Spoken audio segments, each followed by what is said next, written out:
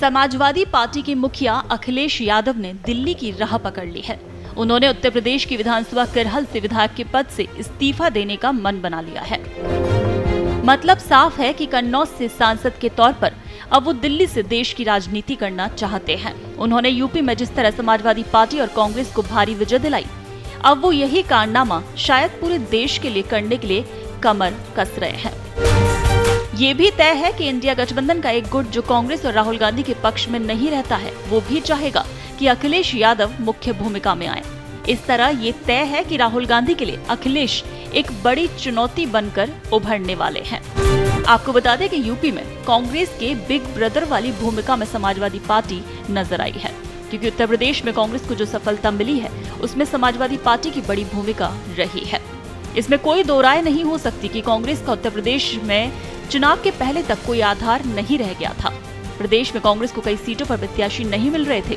कई नेताओं ने चुनाव तक लड़ने से मना कर दिया था, पर समाजवादी पार्टी का पीडीए समीकरण का जादू इस तरह मतदाताओं के सर चढ़कर बोला कि बीजेपी कैंडिडेट हवा में उड़ गए। समाजवादी पार्टी की आंधी का फायदा कांग्रेस कैंडिडेट को भी हुआ और पार्टी ने 17 में से 6 सीटें जीत ली। दूसरी बात यह है कि इंडिया गठबंधन में सबसे परिपक्व फैसले अखिलेश यादव ने ही लिए हैं।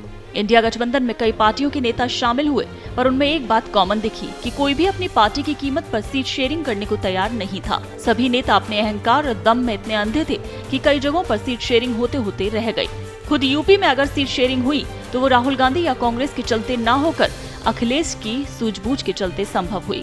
अखिलेश ने दरियादिली दिखाई। कांग्रेस को 17 सीटें यूपी में अखिलेश ने दी तो ये उनका बड़प्पन ही था। अब आपको बता दें कि अखिलेश यादव की जो पूछ है वो पूरे पैन इंडिया में है, बंगाल से लेकर दक्षिण भारत तक है। राहुल गांधी की तरह अखिलेश यादव भी पैन इंडिया लीडर बनते नजर आ रहे हैं। हिंदी भाषी प्रदेशों में पहले से ही समाजवादी पार्टी के कैंडिडेट खड़े होते रहे हैं। महाराष्ट्र में पार्टी का बहुत बढ़िया बेस है। बिहार, झारखंड, बंगाल में भी अखिलेश यादव अपनी पार्टी का विस्तार कर सकते हैं। सबसे बड़ी बात यह भी है कि पार्टी का विस्तार भले ना हो, अखिलेश यादव को इन राज्यों में जानने वाले और सुनने वालों की कोई कमी नहीं है।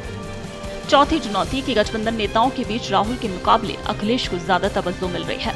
लोकसभा चुनावों का रिजल्ट आने के बाद सबसे अधिक डिमांड में अखिलेश यादव ही थे। ममता बनर्जी ने अपने भतीजे अभिषेक बनर्जी को राहुल गांधी से बातचीत करने की बजाय अखिलेश यादव के पास भेजा।